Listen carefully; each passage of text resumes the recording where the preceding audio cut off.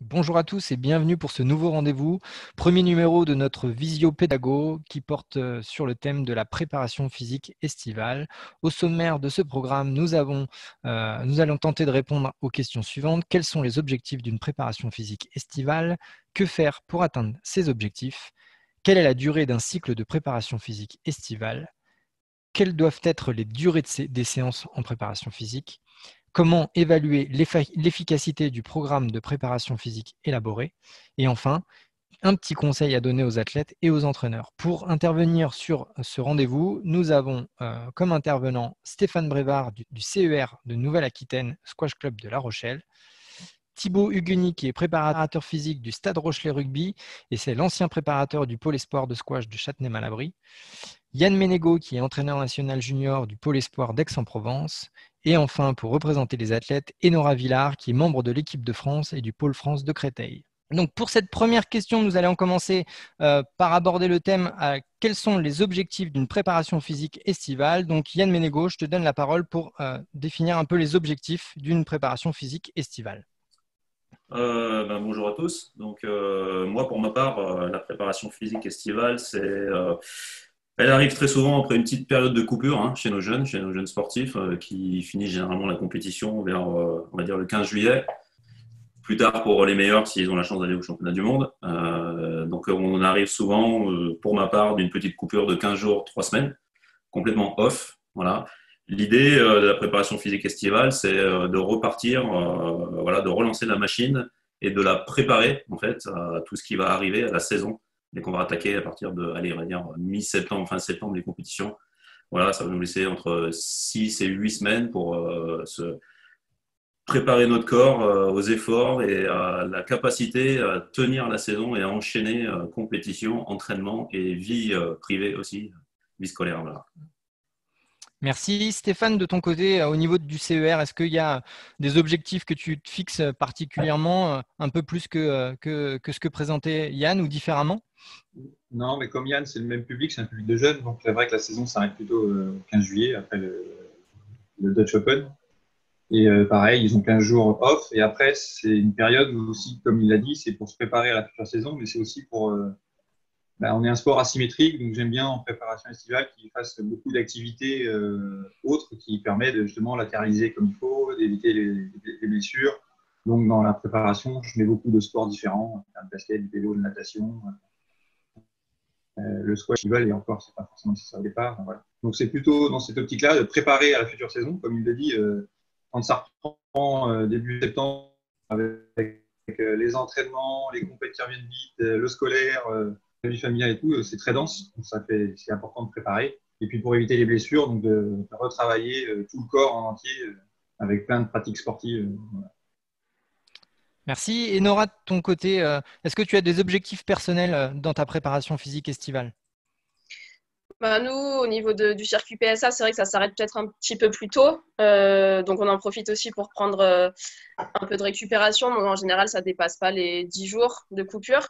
Et après, on en profite pour vraiment bosser des choses qu'on n'a pas forcément le temps de travailler pendant l'année, parce que c'est vraiment impossible d'avoir autant de semaines d'affilée sans tournoi durant la saison. Donc, c'est vrai que ça nous permet de bosser des choses différentes et de s'éloigner un peu du squash au début pour s'en rapprocher. Plus on va se rapprocher de la saison en septembre. Donc, voilà. Et après, l'objectif, c'est vraiment d'être prêt à commencer les premiers tournois du circuit. Merci. Thibaut, de ton côté, par rapport aux différentes disciplines que tu peux côtoyer, est-ce qu'il y a des objectifs qui se retrouvent entre les disciplines ou est-ce que effectivement c'est toujours un peu le même principe d'une préparation estivale? Bonjour à tous, merci Nicolas pour l'invitation. Concernant la programmation estivale, moi je pense qu'il faut toujours la fixer sur trois temps. Dans un premier temps, vraiment laisser l'athlète ou le sportif off, parce que c'est très important, on n'en parle pas souvent, mais même sur le côté psychologique, vraiment le laisser totalement off, il fait ce qu'il veut. Dans un deuxième temps, de préparer son corps à, comment dire, un peu de la réathlétisation, à refaire du sport. Donc là, comme dit Stéphane, c'est sûr que d'innover, de changer d'activité, aller faire de la randonnée, aller faire du vélo, aller faire changer vraiment sa méthode de travailler, innover. C'est souvent là où on a du temps. Je sais pas moi, si l'année on a des soucis au niveau du dos, peut-être essayer des cours de yoga, peut-être essayer. C'est le moment où il faut innover parce qu'on a du temps. Et dans un troisième temps, de rentrer vraiment de façon beaucoup plus spécifique pour préparer son corps aux exigences de la saison et surtout aux exigences de La discipline. Ouais, de la discipline et puis des ambitions, quoi. C'est en fonction de ça aussi que c'est le seul moment où on peut vraiment se préparer pour la saison. Enfin, surtout qu'après, quand on voit la saison, il n'y a pas beaucoup de coupures. Ok, merci. Dans un certain sens, tu as un petit peu répondu à la prochaine question qui était que faire pour atteindre ces objectifs. Donc, en 3 temps, on va dire, tu as dit être off, ensuite réathlétisation et enfin préparer son corps à la saison. Est-ce que tu vois d'autres moyens d'atteindre les objectifs que tu as fixés à travers ça? Non, après, tout va dépendre un petit peu de… voilà, en plus, souvent, c'est des jeunes, ils connaissent très bien l'entraîneur, ils savent très bien comment ça se passe. Donc, souvent, il y a des tests en début de saison, tests physiques, ça peut être des tests de mobilité, ça peut être des tests, il y a différents tests. Après, l'objectif, c'est d'arriver prêt pour éviter la blessure. Pour moi, s'il y a un point le plus important, c'est être prêt psychologiquement et être prêt pour éviter de se blesser, car là, c'est vraiment un frein à la progression et à la performance. Et après, l'objectif, c'est pas de subir, c'est de ne pas subir les premières semaines de stage ou les premières semaines dans la structure. Et Nora, toi, qu'est-ce que tu fais pour atteindre les objectifs que tu t'es fixés en préparation physique estivale? En général, c'est vrai qu'en fin de saison, on a plutôt un temps pour faire un bilan, à la fois sur le côté squash, mais aussi voilà, sur ce sur quoi on va vouloir se concentrer pendant l'été. Après, comme l'a dit Thibaut, en général, on a une période de test qui nous permet un peu de voir où on en est et de voir sur quoi il va falloir se concentrer. La première partie reste en général assez globale et générale, donc c'est vrai qu'on peut faire les séances en groupe et l'idée c'est vraiment d'avoir un corps prêt à s'entraîner à toutes les séances qu'on va mettre en place. Et puis après, voilà, on va aller vers du plus spécifique et là, on le voit bien dans la préparation qu'on est en train de faire. Le dialogue aussi, c'est vraiment important. Sur chaque séance, les entraîneurs, ils attendent vraiment un feedback. Donc, nous, on est vraiment beaucoup là-dedans pour dire ce qu'on ressent, pour dire voilà, si on est dans la bonne direction, à la fois pour nous et pour les entraîneurs. Donc ça, je pense que c'est très important. Et puis après, voilà, c'est essayer de trouver vraiment ce qui correspond à chaque athlète, parce que je pense que plus on va aller vers le spécifique, plus les séances peuvent être différentes en fonction des athlètes. Donc voilà, et puis comme Thibaut le disait, il y a aussi tout ce qui est objectif de la saison, tout ce qui est ambition, et c'est un peu ça qui nous guide pendant toute la préparation estivale, quoi. D'accord. Et vous parliez tous les deux de tests donc justement mis en place pendant cette préparation physique estivale. Quel type de test en fait vous mettez en place toi avec ton entraîneur, et puis Thibaut, qu'est-ce que tu mets en place comme test toi pour évaluer les efforts de tes athlètes? Peut-être énormément c'est des tests de conditions physiques générales, c'est des tests de vitesse de VMA, des tests de mobilité. Souvent, c'est le moment où on essaie de retrouver un petit peu la mobilité, je sais pas moi, des épaules, retrouver la mobilité de certains groupes musculaires. Après, moi, j'aime pas trop laisser les tests pendant la période estivale. C'est plus une fois que les sportifs rentrent en structure. Après, mon objectif, c'est de les amener à être les meilleurs sur ces tests-là. Voilà. Après, c'est les différents tests en fonction du coach aussi, en fonction des qualités de chacun, en fonction du profil de chacun. Quelqu'un qui est, je sais pas moi, quelqu'un qui est un gros point faible sur l'année, on va essayer de le tester peut-être un peu plus cette année-là. On va essayer de mettre l'accent un petit peu plus et surtout de l'accompagner pour essayer d'y remédier. D'accord. Et Nora, toi, tu as des tests spécifiques que tu peux évoquer dans cette vidéo? Oui, c'est vrai que je pense que c'est surtout, notamment quand on commence avec des nouveaux préparateurs, donc ce qui est le cas pour nous au Pôle France de Créteil cet été. Du coup, il y a surtout les tests, donc le luc léger, le test des navettes australiennes. Après, il y a tout ce qui est test de musculation pour pouvoir savoir où en font chaque athlète, pour notamment définir quel poids on va pouvoir mettre sur les séances de muscu. Et en général, dans un deuxième temps, il y a tous les tests de mobilité, vitesse, quand on se rapproche un peu du spécifique. Donc on n'y passe pas trop de temps non plus. C'est vraiment avoir une idée d'où on en est et puis refaire peut-être les tests en fin de préparation pour voir quelle a été la progression. D'accord. Et au niveau musculation, quel test quelle partie du corps spécifiquement, quelle dominante de la préparation physique vous cherchez en musculation?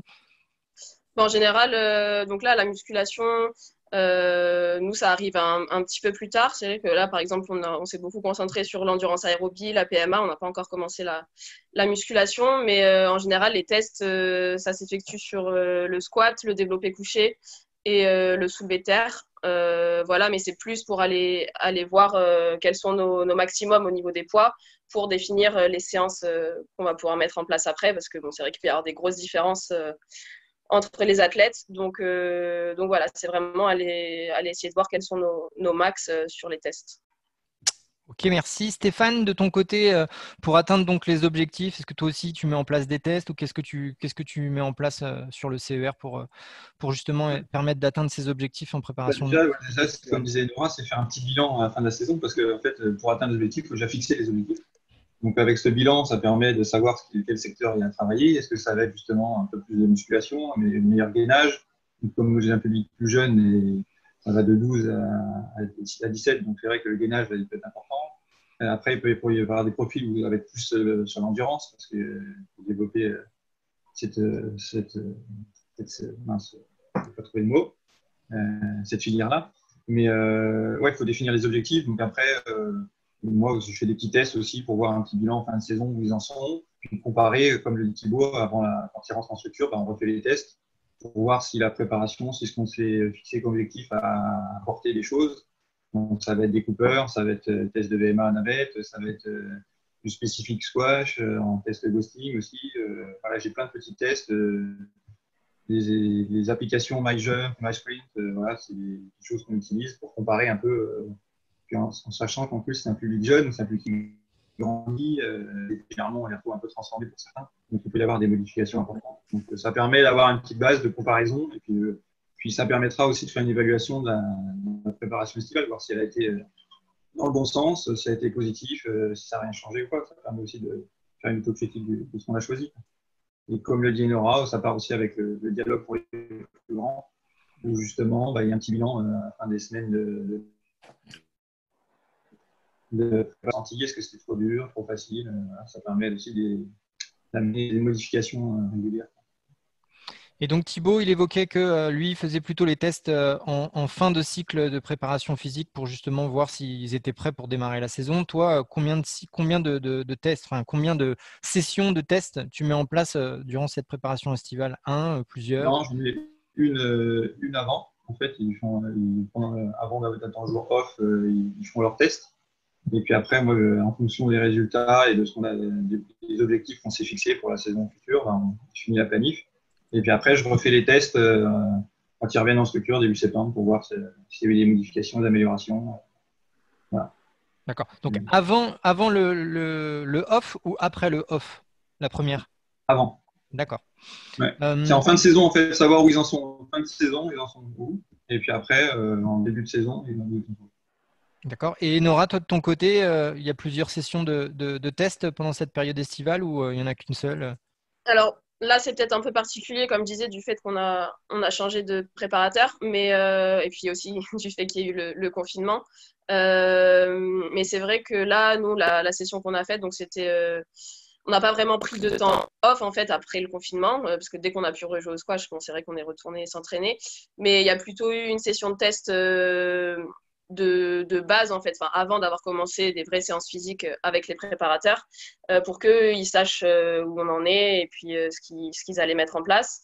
Et dans un deuxième temps, il y aura une deuxième vague de tests, mais donc plutôt sur des filières différentes, donc mobilité, vitesse, quand on se rapprochera du spécifique.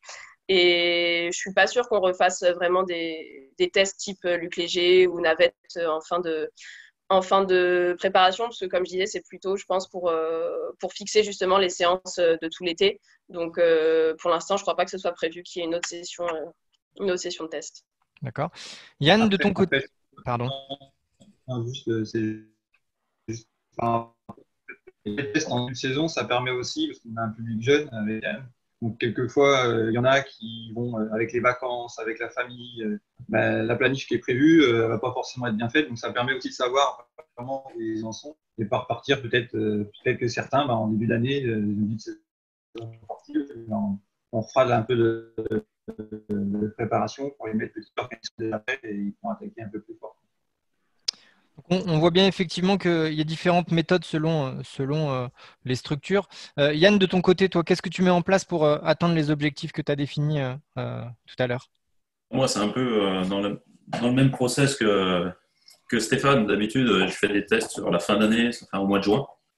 Voilà. Bon, là, c'était un peu compliqué avec le confinement parce qu'ils n'ont pas pu tous revenir.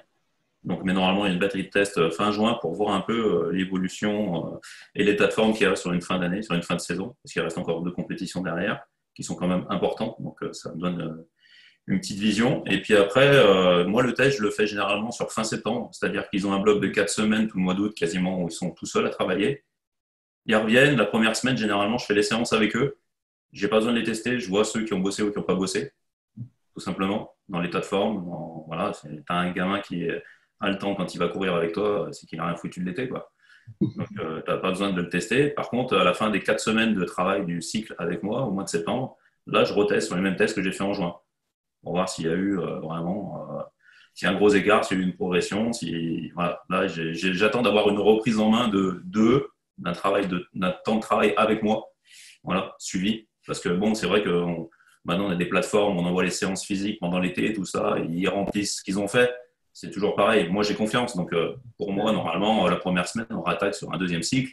Et je vois tout de suite si la première semaine du deuxième cycle, ils ne sont pas dedans, c'est que ce qu'ils m'avaient rempli, c'était des conneries. Et puis voilà, on corrige le tir. Mais les tests, je les fais plutôt fin du deuxième cycle, quoi. Voilà, un peu plus tard. D'accord. Pour justement ne pas aller sur un risque de blessure s'ils n'ont pas fait le travail qui était demandé, quoi. D'accord. Donc, tu commençais à aborder donc les durées. Très bien. On va pouvoir amener la suite des questions. Donc, quelle est la durée, selon toi, du cycle de préparation physique estivale qui est le plus idéal, en fait? Ouais, plus idéal, c'est un peu compliqué. Ça va dépendre vraiment de quand finit la saison, quoi. Pour le jeune. Pour le jeune ou même Chez les seniors, c'est un peu plus, il y a plus une régularité chez eux parce qu'ils connaissent plus la fin de saison avec une période un peu creuse de compète et puis hop, une reprise. Nous, ça va on va dire en moyenne, ça finit le 15 juillet pour les gamins. Une reprise début août. Donc là, si on leur met une petite quinzaine de jours off, on a un premier cycle, moi je te dis, de 4 semaines à peu près, sur tout le mois d'août. Des fois, ça va à 5 semaines s'ils n'ont pas fait les 2 tournois, s'ils n'ont pas enchaîné les 2 tournois européens du mois de juillet. Et des fois, c'est plus compliqué parce qu'on a des jeunes qui sont sélectionnés sur les championnats du monde. Et là, ça peut déborder sur le mois d'août. Donc, c'est de l'adaptation. Mais généralement, moi, je me laisse sur une saison de préparation estivale avec 2 blocs de 4 semaines ou 2 fois 3 semaines qui va m'amener jusqu'à fin septembre, en fait. Voilà. Jusqu'à fin septembre, on est pour moi toujours dans la prépa estivale. En fait, elle est décalée. C'est pas juillet-août, c'est plutôt août-septembre. Voilà. Donc, la dernière quinzaine de juillet, c'est off. Les Voilà. 4 premières semaines, les 4 semaines d'août, c'est la préparation physique estivale un peu autonome. Et, Voilà. et Et après, le mois suivant, c'est avec toi. Ok. Thibaut, de ton côté, comment ça se passe? Quelle est la durée du cycle de préparation physique que tu préconises? Après, comme disait Yann, la priorité, le maître mot, c'est le calendrier des tournois. En fonction des tournois, en fonction de combien de temps j'ai pour me préparer. Et la deuxième, c'est la priorité de l'athlète et du coach. Est-ce qu'on préfère prendre plus de temps pour se préparer? Est-ce qu'on préfère y aller peut-être un peu moins préparé, mais un tournoi, mais se dire ce tournoi-là, c'est peut-être pas un objectif, c'est un moyen de préparation pour les prochains tournois. Là, voilà, après, c'est avant tout le coach avec l'athlète et le préparateur physique qui doivent définir les dates et les périodes les plus propices pour une meilleure performance sur toute la saison pour l'athlète. Donc là, après, nous, c'est que de l'adaptation en fonction des impératifs et des objectifs. Donc chez les jeunes, effectivement, au squash, la priorité, c'est les premiers tournois européens, notamment avec le nordique, et puis la fin des tournois européens, donc plutôt avec le Dutch, et puis les mondes pour les moins de 19 ans. Stéphane, toi, de ton côté, comment tu mets en place, quelle est la durée que tu envisages par rapport à ces compétitions, justement? Je rejoins Yann, c'est le même public, donc c'est pareil, c'est 15 jours off, 15 juillet au 1er août. Après, ils ont leur fameux cycle de 4 semaines. Et puis pareil en septembre. Avec fin septembre, j'essaie de trouver toujours un tournoi pour voir où sont ces 2 blocs de 4. Alors, par contre, avec cette année, avec le confinement, du coup, on a commencé plus tôt. Donc, ça va être dès début. Là, j'ai mis la planification début juillet pour que ça s'arrête au mois d'août. Et dernière semaine d'août, je refais un petit stage de reprise, de retour, tous ensemble avant la reprise du centre d'entraînement. Pour voir justement, comme disait Yann, pour voir ceux qui ont rempli les cases ou ceux qui ont vraiment fait. Et puis du coup, là, j'ai essayé de voir les nationaux. Au niveau des tournois européens, ça reprendra sûrement pas jusqu'au circuit. On en parlait hier avec Yann, ça reprendra sûrement pas avant janvier. Le Swedish il est parmi. Le Belgium, ils ne sont pas mis. Le British, il est décalé. Le tournoi, à mon avis, ça va être un peu plus compliqué. Donc, après, il y a les nationaux qui vont arriver là, pour certains. Il y a le championnat de France en 17 qui a été replacé. Donc, ça va être un championnat un peu bizarre, mais ça va permettre de les remettre dans la compétition et de les remettre sur les rails. Mais oui, les blocs, de toute façon, suivant le calendrier, ça va être 6 à 8 semaines de toute façon. De préparation estivale. Donc, hors Covid, on va dire qu'effectivement, chez les jeunes, le calendrier des tournois européens et des championnats, il est assez clair et assez lisible. Donc, on va dire que pour une saison ordinaire, c'est toujours un peu la même organisation que vous utilisez, Yann et toi. Évidemment, en période de Covid, les données changent. Il y a des championnats de France qui tombent là fin septembre, qui sont rattrapés par rapport à la saison qui n'ont pas pu se dérouler. Toi, Enora, sur justement le calendrier PSA qui est changeant, qui n'est pas forcément toujours sur les mêmes dates de compétition, comment tu t'organises pour ta préparation physique estivale? Quelle durée tu essayes de mettre en place et comment tu la planifies dans le temps au regard de l'été? C'est vrai que le calendrier PSA en temps normal, ça ne s'arrête pas. En fait, si on veut, on peut faire des compétitions même en juillet-août. Après, le fait aussi d'être dans un pôle, c'est vrai qu'on essaye quand même de tous se caler les uns sur les autres pour avoir une période commune de préparation. Donc, en général, juillet-août, on décide de ne pas faire de tournoi, parce que de toute façon, on en a fait assez pendant l'année. Donc, en général, on a un cycle qui dure plutôt 8 semaines, avec une reprise vraiment tout début septembre. Donc voilà, on a bien le temps de passer par les différents cycles, de l'endurance, après plutôt de la capacité lactique pour aller vers de la vitesse vraiment spécifique. Pareil en musculation, on a le temps d'exploiter les différentes filières. Et après, il y a le squash aussi, donc qui rentre en compte dans la préparation physique, sachant qu'au début, la priorité n'est pas vraiment donnée au squash. Et puis plus on va se rapprocher de septembre, plus on va l'intégrer de manière spécifique. Et en général, on a toujours un stage en fin de préparation, donc à peu près entre mi-août et fin août, pour essayer aussi de sortir de l'environnement, de faire d'autres choses. Et puis, en général, on reprend aussi par des tournois, soit des nationaux, soit un tournoi, comme disait Thibaut, qui n'est pas forcément un gros objectif, mais qui va nous permettre de voir un peu où on en est, de retrouver les sensations, la compétition, et voilà, avant de partir vraiment sur les premiers gros objectifs de la saison. Merci. Maintenant, on va parler un peu de la durée des séances de préparation physique, donc plus spécifiquement la séance. Yann, est-ce que tu as toujours le même volume horaire de séance ou est-ce que ça fluctue ou est-ce que ça évolue, on va dire, vers le plus au fur et à mesure de la préparation physique estivale ou vers le moins? Comment ça se passe? On va dire que la reprise se fait toujours sur des séances d'endurance très lentes, en fait. Donc là, on est plutôt sur des tempos longs, voilà, du rythme de très faible intensité, mais du long, en début de saison. Puis plus on va aller on va essayer de se rapprocher de l'intensité réelle de notre pratique. Donc plus on va réduire, par contre, la durée, et plus on va élever les intensités, voilà, pour préparer les jeunes. Donc moi, je fonctionne comme ça. Après, c'est plutôt le nombre de séances aussi qui va évoluer au fur et à mesure des semaines. Sur une reprise, on a 2 séances semaine, 3 séances, et puis vraiment, à la fin, on sera à 4 séances, mais ce sera diversifié, varié dans le travail, entre de la muscu, entre de l'endurance, entre de la vitesse spécifique. Enfin voilà, ça va évoluer, mais au début, par exemple, la première semaine, le bloc de 15 jours, c'est vraiment de l'endurance longue, faible intensité, ce genre de truc. Et comme le disait aussi Steph, c'est varié quoi. Dans la pratique, ça peut être des sorties vélo, ça peut être une rando, ça peut être. Enfin voilà, c'est plutôt cool. C'est en termes d'intensité et plutôt long. Voilà, pour remettre le cardio en route et remettre très tranquillement l'endurance cardiaque et l'endurance de force aussi, quoi. Voilà, remettre le corps en marche. Quelle fourchette de durée pour cette période, on va dire, de longue quinzaine de jours, 2 semaines. Non, je parle de la séance, la durée. Ah, la séance, bah, ça peut dépendre. Si c'est une sortie vélo, ça peut être 2 heures, hein, sans problème. Si c'est une rando, ça peut être une matinée. Voilà. Si c'est un footing énergétique, tu peux aller jusqu'à 1h30, tranquille. Mais voilà, footing énergétique, c'est au soleil, tranquille, à 7-8 km/h. Tu es en train de papoter, quoi. C'est vraiment se relancer la machine, quoi. Les muscles, le cardio. Et plus on arrive sur la fin du cycle, tu es plutôt sur des volumes horaires de quelle Sur durée? des séances qui passent en dessous de l'heure. Des petites séquences, 45 minutes, 1 heure, c'est déjà long même. 1 heure, c'est vraiment long. Mais par contre, j'essaie de conserver toujours une séance longue dans ma semaine. C'est ce que j'appelle moi les séances énergétiques, qui sont les séances de régénération en fait. Donc elles se font généralement, si l'été il y a beaucoup de courses, donc elles se font sur vélo, elles se font en piscine. Tu vois, tu essaies d'amener une séance de régénération. Voilà, ça je le garde toujours une fois dans la semaine. Il y a toujours une longue, mais très faible intensité. Et après, ça va très haute intensité et de plus en plus court. Très bien. Thibaut, tu veux compléter un peu par rapport à ce que dit Yann? Oui, donc je pense que c'est plus une question de priorité. Comme disait Yann, moi, en tout cas, je fonctionne plutôt comme ça. Au début, on va partir par exemple sur 50%, on va dire préparation physique, avec tout ce que ça englobe, et 50%, on va dire la partie squash, parce que ça reste quand même du spécifique. Et après, au fur et à mesure, on va passer à 80% squash, 20% la préparation physique, pour qu'à la fin, la préparation physique, ça soit au service du spécifique, quoi, au service du squash.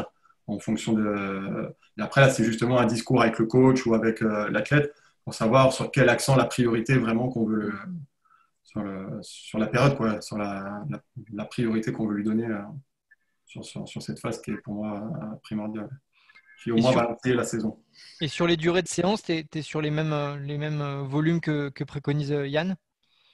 Oui, après, ça dépend, comme je disais, ça dépend de la priorité. Si c'est des séances plus de vitesse, peut-être 20-25 minutes, ça va suffire.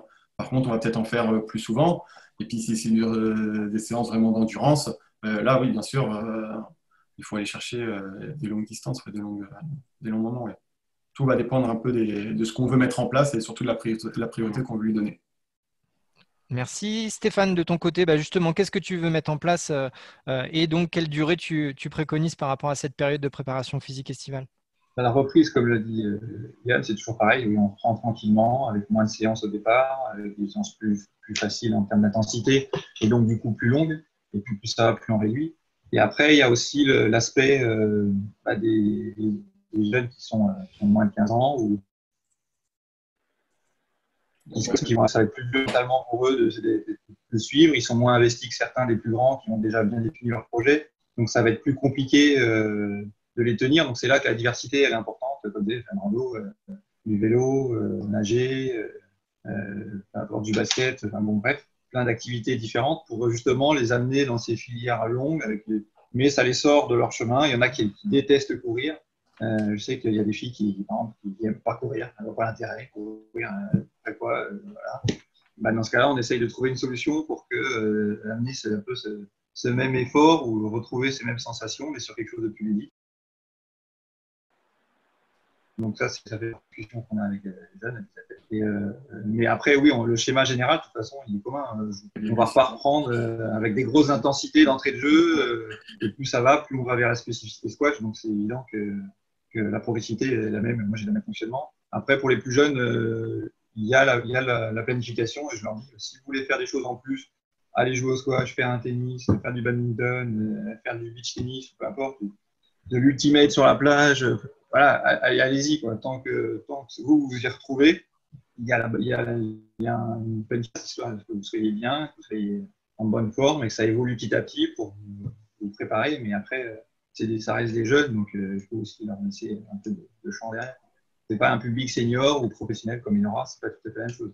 L'approche, c'est pas forcément la même. Et Nora, toi, de ton côté, tu vois des choses à rajouter par rapport à ça? Et est-ce que toi, tu multiplies aussi les activités pendant cette période? Est-ce que tu t'autorises à multiplier les activités pendant cette période, autres que celles imposées par ton préparateur physique?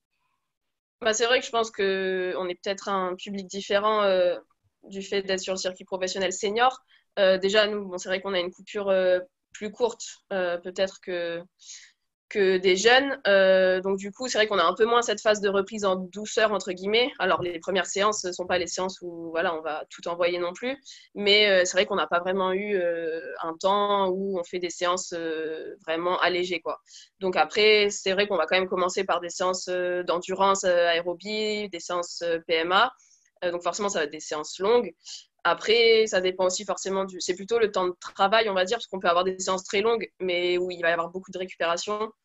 Tout ce qui est très sollicitant musculairement, en fait, ça va être des temps de travail très courts, avec beaucoup de récupération. Donc au final, le temps de séance va être long, mais voilà, le temps de travail va pas être le même que sur une séance d'endurance où on va être en activité la plupart du temps. Après, bah, voilà, plus on va se rapprocher des tournois, c'est vrai que plus on va réduire le volume des séances.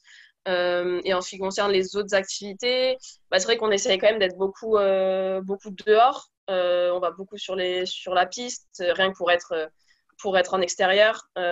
Après, même, ça ne veut pas dire qu'on fait forcément des 200 mètres, des 400 mètres, mais il y a beaucoup de travail qu'on peut faire à l'extérieur, voilà, avec du matériel différent que ce qu'on pourrait avoir sur un cours de squash. Après, on essaie quand même toujours de tout transférer au squash. Alors, c'est vrai que ça, je pense que peut-être tout le monde ne fonctionne pas comme ça. Par exemple, voilà, c'est vrai qu'on va aller faire, comme Yann parlait, de sortie de 2 heures de vélo ou de randonnée. Il n'y a pas forcément de transfert direct avec le squash. C'est vrai que nous, à Créteil, on est plus sur toujours trouver un rapport avec le squash, en fait. Donc, ça ne veut pas dire qu'on est tout le temps sur le court, mais ça nous permet aussi d'être tout le temps un peu dans le spécifique. Du coup, on ne fait pas forcément d'autres activités dans le sens d'autres sports, mais voilà, on essaie quand même de varier en changeant d'environnement, en changeant d'endroit, et pour essayer de ne pas saturer tout l'été au niveau du squash, quoi. D'accord. Et toi, tu t'autorises de faire d'autres activités pendant cette période ou non, tu te consacres à 100% à la préparation physique de ton entraîneur? Bah moi, voilà, j'aime beaucoup courir, j'aime bien nager, mais c'est vrai qu'on a quand même des semaines très remplies. On s'entraîne du lundi au samedi, avec en général une après-midi de récupération dans la semaine. C'est vrai que moi, je fais du pilates à côté, donc en général, l'après-midi de récup, c'est des fois là où je place ma séance de pilates. Donc pendant la semaine, c'est compliqué quand même de se rajouter quelque chose parce que ce serait peut-être risqué d'aller à l'encontre des séances qui sont fixées. Après, voilà, des fois, si on a envie de faire autre chose, ben, on consulte les préparateurs physiques, les coachs, et voilà, on leur pose les questions, on leur demande si ça rentre dans le programme. Et puis, ben, en général, quand on a du temps off le dimanche, ou c'est plutôt un jour où vraiment on va essayer de rien faire pour laisser le corps récupérer. Donc, à part peut-être, voilà, quand on part en week-end, aller nager ou des choses comme ça, ou vraiment faire du sport en famille, mais sinon, je me rajoute pas vraiment d'activité à part le pilates, en plus de ce qui est fixé par les préparateurs. Merci. Tu as évoqué justement par rapport à la récupération, selon les intensités, la récupération elle diffère. Yann et Thibaut, vous pouvez un peu parler des temps de récupération qu'il faut se laisser entre les différents types d'efforts qu'on produit en préparation physique? Je ne sais pas si peut-être je vais rebondir sur la question d'avant. J'ai oublié aussi, ça dépend aussi de l'athlète, de ses antécédents par rapport à la période. Quand je parlais un peu de priorité, quelqu'un par exemple qui se blesse beaucoup, par exemple, qui a des blessures à un ischio ou à un mollet, peut-être que justement cette reprise va être le bon moment pour renforcer et prévenir les futures éviter les futures blessures pour la saison, quoi. Je pense que c'est un très bon moment où on peut mettre les choses en place. Ouais. Je pense qu'effectivement, malheureusement pour nous, j'ai envie de dire, quand on s'occupe des jeunes, cette période estivale serait pour moi une des périodes les plus importantes de la préparation physique. Sauf que pendant un long moment, nous, au Krebs, voilà, les jeunes ne sont pas là. Le Krebs est fermé, hein, donc ils sont chez eux. Et malheureusement, j'ai envie de dire, ce serait presque le moment où, justement, au regard du bilan qu'on a fait, moi, je travaille avec une application. Dessus, j'ai tous les volumes horaires de travail dans telle filière, dans telle filière, dans telle filière, dans telle dominante. Et puis de ça, je vois si, tiens, on a manqué de vitesse, si là, ça s'est blessé souvent après ça ou ça. Donc, du coup, il y a des rééquilibrages à faire. Et on manque d'1 mois, si tu veux, qui serait ce premier mois où on pourrait travailler tout ça, le mettre en place. Mais malheureusement, demander à un jeune qui a 15 ans d'aller faire, je sais pas, des exercices de renfort musculaire tout seul, où il a besoin d'être guidé et accompagné, c'est un petit peu un moment délicat en fait. on le rend pour moi pas assez efficace, cette période-là, parce qu'il faudrait qu'on soit présent pour pouvoir vraiment le rendre pertinent et avoir des athlètes qui arrivent fin septembre encore plus près, quoi. Voilà, pour éviter les temps de blessures, pour éviter toutes les blessures. Voilà. Donc, je pense que c'est un peu là-dessus que je voulais revenir. Tu vois, on fait des bilans et malheureusement pour nous, voilà, les jeunes sont chez eux, c'est normal. Hein, c'est les vacances, ils profitent de leurs parents, de leur famille. Mais nous, putain, si on pouvait avoir un mois avec eux, comme les 3 mois de confinement, on s'aperçoit que finalement, en travaillant bien, en faisant des choses en visio, alors on peut maintenir de la visio aussi, mais c'est toujours pareil. Je suis en vacances où, avec qui, est-ce que je peux faire ça ou pas ça? C'est compliqué. Donc, mais je pense qu'on peut encore améliorer tout ce temps de travail, tout ce premier mois, en tout cas, avant qu'ils reviennent, pour le rendre plus efficace et aller régler les problèmes qu'il y a eu, qui sont apparus l'année d'avant sur des blessures, sur des déficits. Voilà. C'est vrai que c'est ce qui est différent avec nous, qu'on a la chance d'être, à part la coupure, on est tous ensemble tout l'été avec les préparateurs, avec les coachs, avec le groupe. Donc, que ce soit pour les entraînements ou pour adapter de manière immédiate toutes les séances, c'est vrai que c'est beaucoup plus efficace. Donc, on a la chance vraiment d'être tous ensemble. Et c'est vrai qu'on le voit tout de suite quand on est à distance. Déjà, on ne fait pas toujours les séances comme il faudrait exactement, parce qu'on n'a pas les corrections immédiates, on n'a pas les préparateurs qui sont là pour voir voilà, comment on fait les séances. Après, il y a tout ce qui est le côté motivation, de faire ça en groupe. Donc, c'est vrai que c'est vraiment une chance, nous, qu'on soit là tous ensemble pendant toute cette préparation. Et c'est pour ça que, comme le disait Yann et Thibaut là aussi, c'est que cette période, justement, c'est un peu de la prophylaxie. En fait, c'est éviter les blessures ou faire des exercices qui permettent de récupérer ou d'améliorer les déficits, que ce soit musculaires, posturaux. Et c'est pour ça que pour moi, la multi-activité pour les jeunes est importante. D'avoir cette culture sportive, de faire plein de sports. Il parlait du niveau mental, Thibaut, déjà, ça les change. Peut-être faire une vite, donc déjà ça les ouvre. Comme disait Nora, d'aller dehors tout le temps, ça fait du bien. Et donc c'est pour ça, courir sur le sable, courir en montagne, le Luberon chez Yann. Donc non, mais c'est important pour moi justement d'avoir toutes ces activités diverses pour que justement tout le corps fonctionne et que ça évite justement peut-être ces blessures ou que ça améliore la posture chez les jeunes.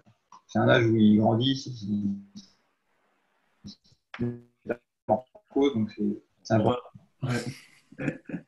Ça coupe beaucoup. Ouais, ça coupe un peu de ton côté, Stéphane. Mais c'est vrai. vous avez donc je vais revenir sur ma question sur la récupération parce qu'en tant que rugbyman, vous avez un peu botté en touche, messieurs. Non. Sur la récupération.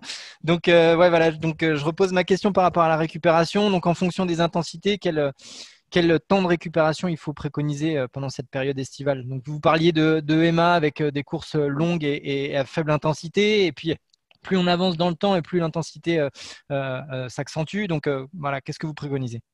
Moi, je fonctionne toujours sur 2 axes. D'abord, le côté prophylaxie, donc on évite les blessures. On prépare le corps à faire une séance à la vitesse. On prépare le corps à faire une séance de musculation de force max. On amène le corps à soulever plus lourd. Donc, on va partir sur l'énergétique. Moi, je sais que je pars toujours on commence toujours par du 1 temps on, 1 temps off minimum. Enfin, même au début, 2 temps on pour 1 temps off. Voilà. Pour arriver au fur et à mesure sur les sur le profil du squash. Donc, avec un temps on, 3 voire 4 temps off. Donc là, on part vraiment sur la vitesse. Ce qui veut dire vitesse, veut dire aussi donc préparation. On prépare les muscles on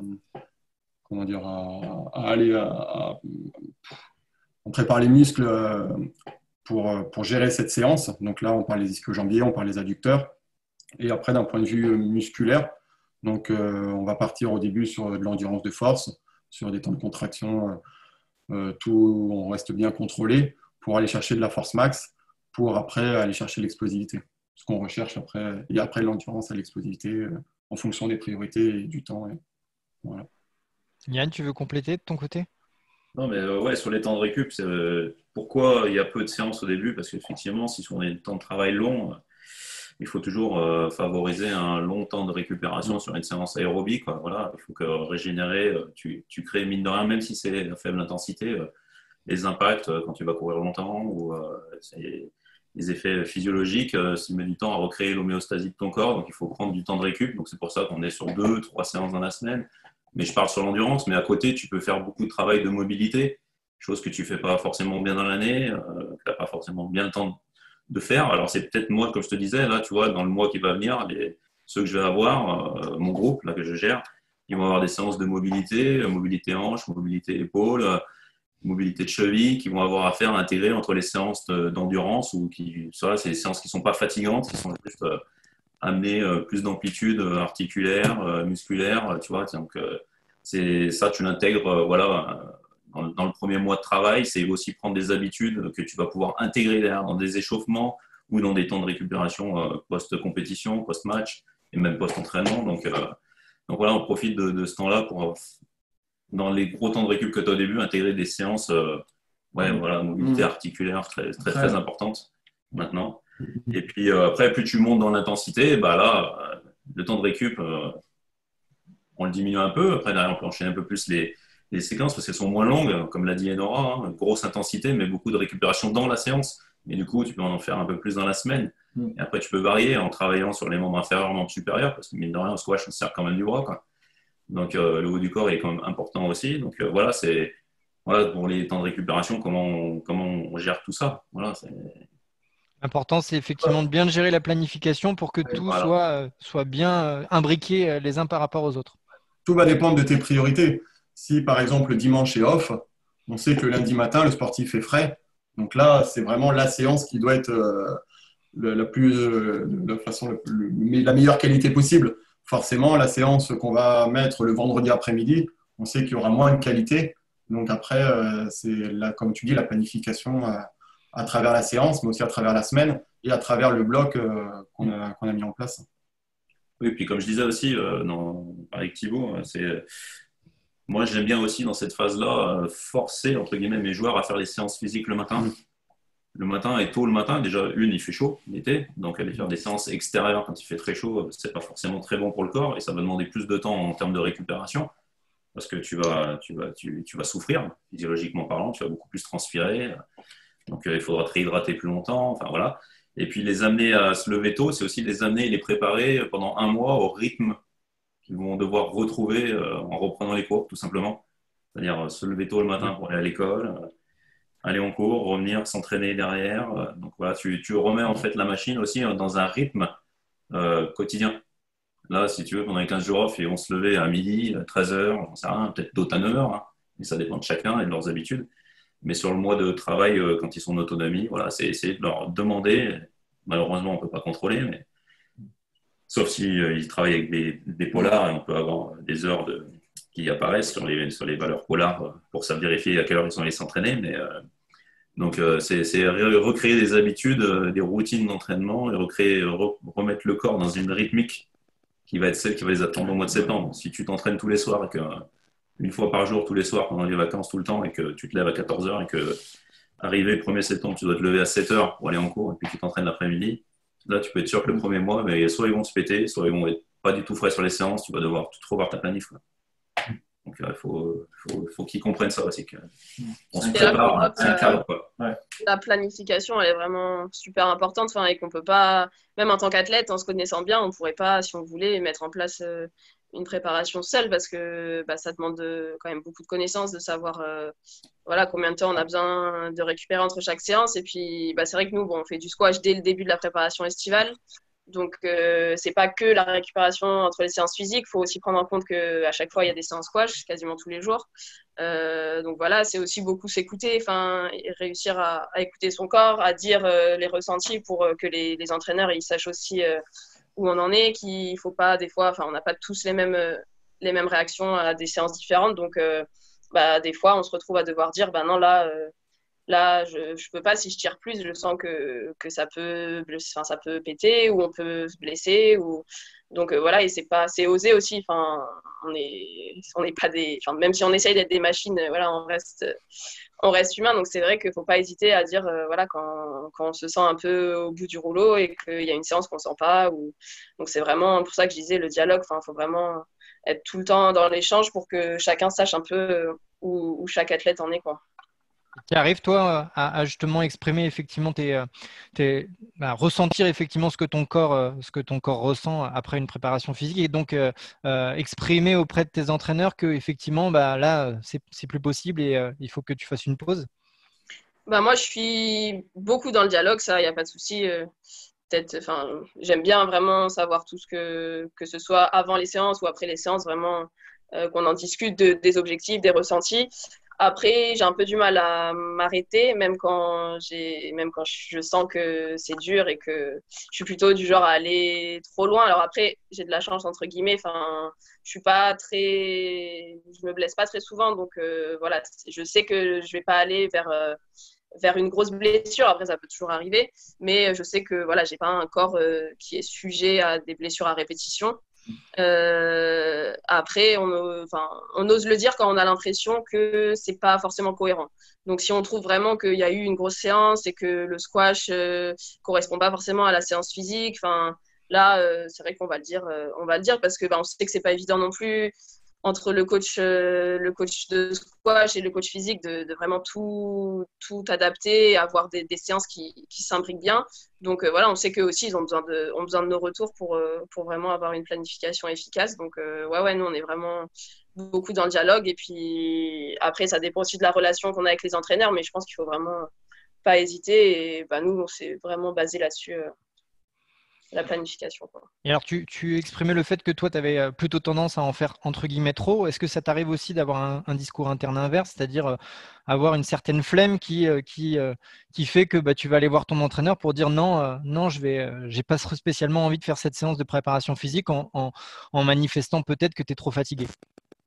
Non, c'est pas trop, pas trop mon genre. C'est plutôt Philippe qui va me dire de sortir du cours parce que je reste faire du solo ou des choses comme ça. Donc moi, non, pas, tout ce qui est flemme, tout ça, non, ça m'arrive pas trop.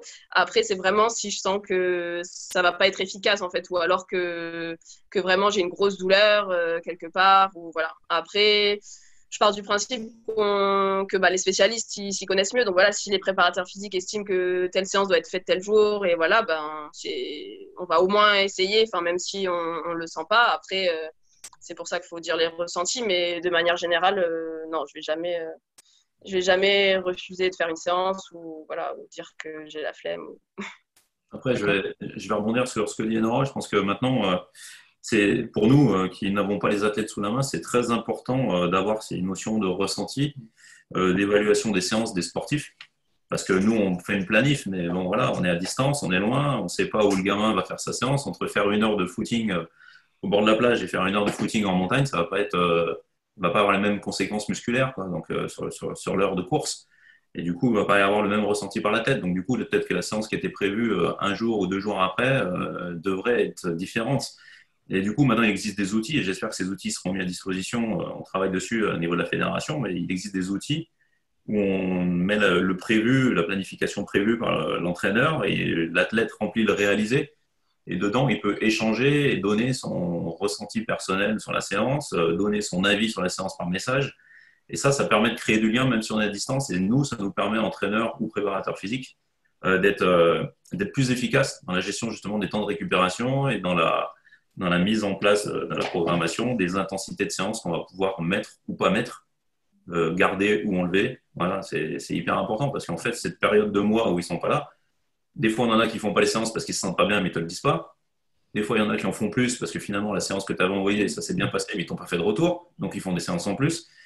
Et finalement, tu arrives avec des athlètes qui n'ont pas du tout fait ce que tu avais prévu, sans le savoir. Et donc maintenant, on a plein d'outils de nos jours avec les téléphones, les ordinateurs qui nous permettent d'échanger à distance. Et je pense que les jeunes, les plus jeunes âges, il faut qu'on leur apprenne à s'en servir et que justement, ça leur apprend aussi à exprimer ce qu'ils ont ressenti lors d'une séance, quoi. Et ça, c'est essentiel parce que derrière, très haut niveau, c'est plus l'athlète qui guide la préparation physique, qui guide l'entraîneur sur ses ressentis que l'inverse, quoi.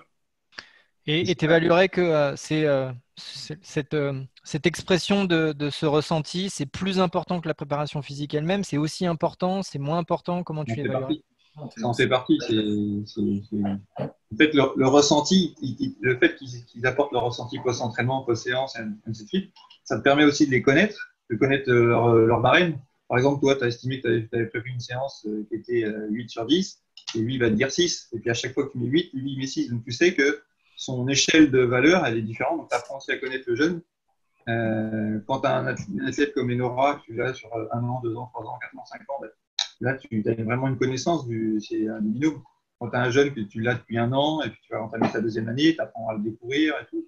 Donc c'est important, comme dit Yann, d'avoir ce ressenti des entraînements. Et s'il n'y a pas ce retour, pour moi, la planification, elle n'est pas aussi optimale. Et c'est dur pour les plus jeunes parce que justement, il y en a, comme dit Yann, il y a des outils. Tu as beau leur dire, il suffit de vous mettre une petite alerte sur le téléphone et puis de vous envoyer votre ressenti et puis votre bilan. En fait, sur 12 athlètes, il y en a 5 qui jouent le jeu et puis les autres, tu n'as aucun retour. Donc, tu espères qu'ils le feront. D'autres qui disent, bon, non. Comme le dit Enora, eux, j'ai pas la flemme. Mais je sais qu'il y en a qui vont pas aimer courir. Et puis, du coup, ils vont faire la séance, mais pas comme tu voudrais qu'elle soit faite. Donc, c'est ce que disait Yann tout à l'heure, c'est que tu les as pas sous la main et donc tu peux pas vérifier. Donc, c'est pas fait comme tu voulais ou c'est pas fait ou je ferai ça demain. Et puis, du coup, ça change tout dans la planification. Donc, après, même sur place, nous, on a beau être tous ensemble tout le temps sur chaque séance, les préparateurs, ils nous envoient quand même des outils pour guider nos ressentis, justement, sur le sommeil, sur comment on se sent musculairement, sur les séances elles-mêmes. Et voilà, ça leur permet aussi de voir comment nous, on se sent. Et après, il y a toute la partie récupération, kiné, massage. C'est vrai que nous, on a la chance, entre guillemets, d'avoir un kiné qui s'occupe du pôle qu'on peut voir régulièrement. Mais c'est vrai que nous, c'est indispensable. Toutes les semaines, on a aussi des séances de récupération de ce type-là, parce que sinon, je ne pense pas qu'on tient le rythme sans faire de récupération.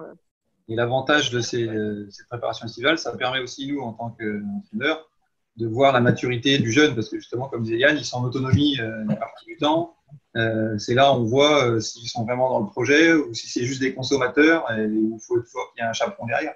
Donc, c'est là aussi, ça leur permet d'apprendre l'autonomie. Au niveau mental, si tu suis ta planif et que tu le fais avec de la rigueur quand tu es jeune et que tu ne penses pas qu'aux copains, à la soirée, à te coucher tard, etc., ça demande beaucoup d'efforts. Donc c'est là aussi où on voit le jeune qui va être plus investi et généralement, ils sont là derrière.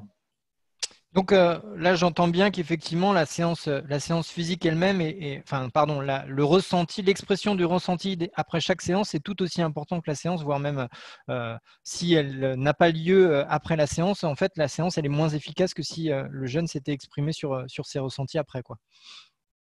On va passer à la dernière question pour laquelle vous avez déjà plus ou moins aborder la réponse, quoi. Donc, comment évaluez-vous l'efficacité du programme de préparation physique élaboré ? En gros, vous avez dit qu'il y a effectivement les tests d'effort qui permettent effectivement d'être un premier outil d'évaluation, les matchs de début de saison qui permettent effectivement d'avoir une vision de la condition physique du joueur, et puis l'évaluation du ressenti. Est-ce que vous voyez d'autres outils d'évaluation que vous mettez en place dans le cadre de la préparation physique estivale ? Si quelqu'un veut prendre la parole.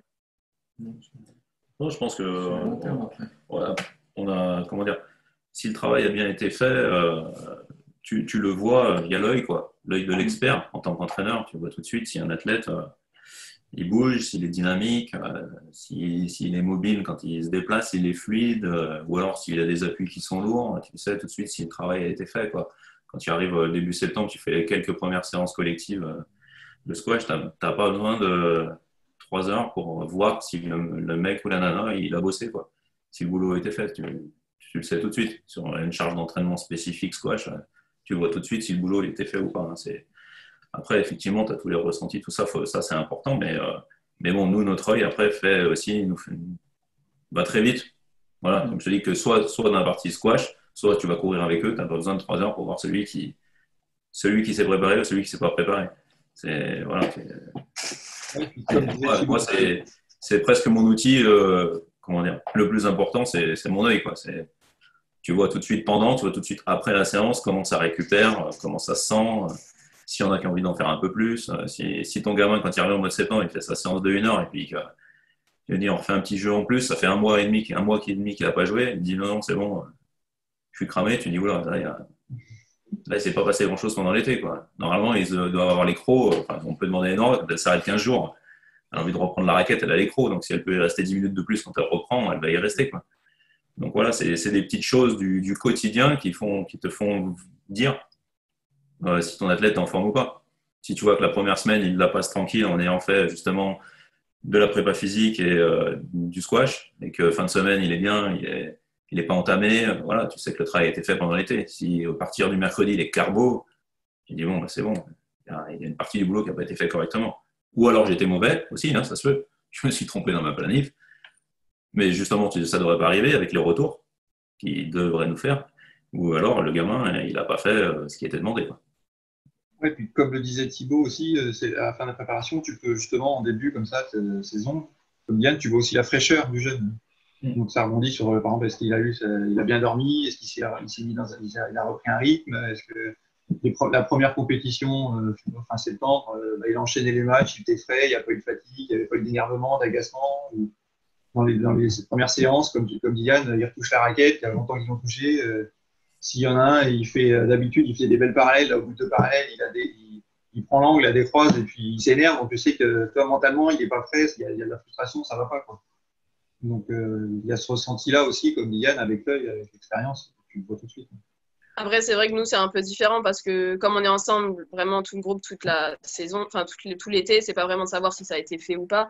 C'est vrai qu'il y a une adaptation immédiate, entre guillemets. On voit, voilà, chacun sait quand même ses faiblesses, ses forces. Donc, on sait sur quoi on a plus de marge de progression. Donc, ça se voit un peu tout au long de l'été. Et puis, après, ça va vraiment être les premiers matchs, voilà, où on va réussir à mettre des choses en place et à voir ce sur quoi on a vraiment réussi à progresser. Après, il y a plein de données concrètes avec, voilà, tout ce qui est fréquence cardiaque quand on met les polars, tout ce qui est la distance qu'on va faire sur une certaine séance. Enfin, voilà, donc il y a beaucoup de choses concrètes, mais c'est vrai que après, comme disait Yann, ça va être l'œil quand on va reprendre. Ben, voilà, ça va se voir si on a progressé sur tel ou tel domaine et il n'y aura pas besoin vraiment de données concrètes, quoi.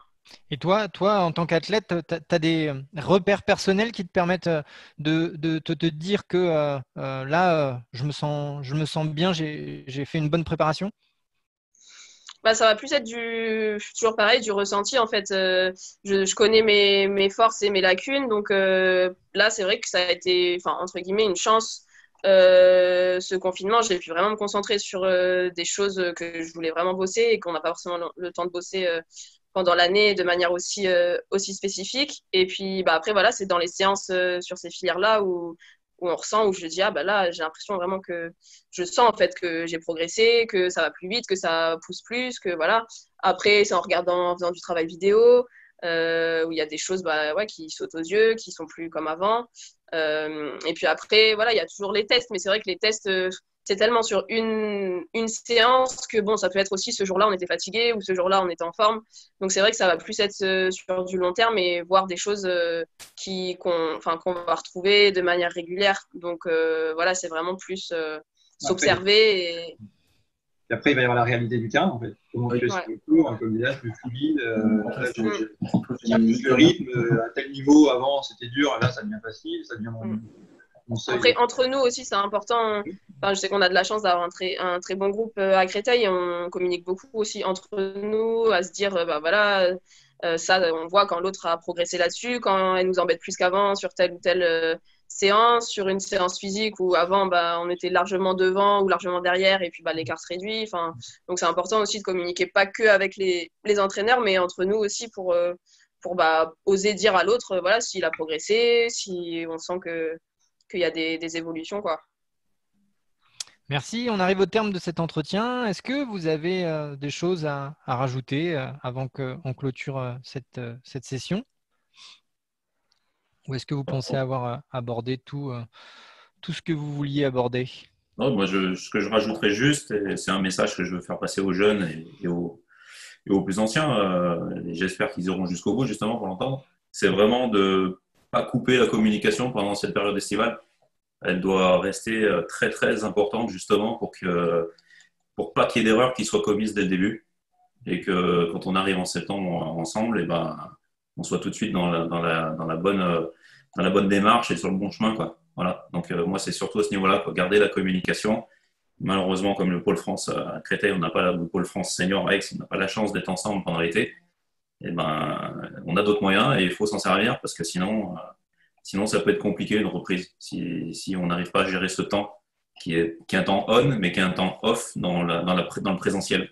Donc voilà, faut vraiment mettre l'accent là-dessus et pas hésiter, même si c'est les vacances de tout le monde, d'être rigoureux sur justement les applications, de faire un petit retour sur chaque séance. Voilà, on est tous des passionnés, on sait très bien que l'entraîneur, même quand il est en vacances, il va se connecter à son application pour voir si un tel ou un tel a fait la séance et qu'est-ce qu'il en a pensé, quoi. Voilà, ça lui prendra que 5 minutes à changer sa séance de demain si ça ne s'est pas bien passé. Ça ne va pas l'emmerder pendant ses vacances de devoir corriger une séance. Ouais. Voilà, c'est ça, c'est que le jeune, il soit acteur de sa planification, de sa prépa estivale, plutôt que consommateur. Et Nora, est-ce que tu as un petit conseil personnel que tu souhaiterais apporter aux autres athlètes Après, ouais, j'en ai beaucoup parlé. Je suis vraiment d'accord sur le dialogue. Et puis après, il y a aussi le fait de ne pas avoir peur que ce soit vraiment dur, cette préparation estivale. Faut se dire que c'est là le moment, enfin, on n'a jamais une période aussi longue où on peut enchaîner. Donc, c'est normal que ce soit dur. En plus, pour ceux qui sont tout seuls, ça va être une difficulté aussi mentale. Mais voilà, faut se dire que si là, on se prépare très bien, on trouvera la saison plus facile. Et comme on a dit, il y a toujours des périodes d'affûtage où on relâche vraiment avant les tournois. Donc, faut pas avoir peur que ce soit très dur pendant l'été et ça ne rendra la saison que plus facile. Merci. Et toi, Thibaut, un petit conseil pour les entraîneurs est-ce que tu pourrais apporter un petit conseil pour les entraîneurs avant de nous quitter? Non, pour les entraîneurs, de profiter de leurs 15 jours off. La saison est très longue après pour eux. De faire confiance aussi à leurs jeunes. Moi, je vais bosser un peu avec eux. Ils ont des super jeunes. C'est des jeunes qui sont passionnés. C'est souvent de vouloir trop en faire. Ce qu'il faut, c'est rester toujours efficace, pertinent, bien s'adapter aux jeunes parce que c'est, comme disait Yann, c'est multifactoriel. Il y en a qui vont gérer plus le sommeil, il y en a, ça va être plus une question de nutrition. Il y en a, c'est vraiment, chaque jeune a sa particularité. Comme disait, je rebondis aussi, mais si on fait la même séance à 10 jeunes, les 10 jeunes ne vont pas du tout la ressentir de la même façon. Donc, c'est de l'adaptation et oui, de l'écoute et c'est ce qui est beau dans ce métier. Merci à tous les quatre. Merci pour cet échange et merci pour tout vos partages d'expérience sur le sujet de la préparation physique estivale. Et je vous dis bonne fin d'après-midi et à bientôt. Merci.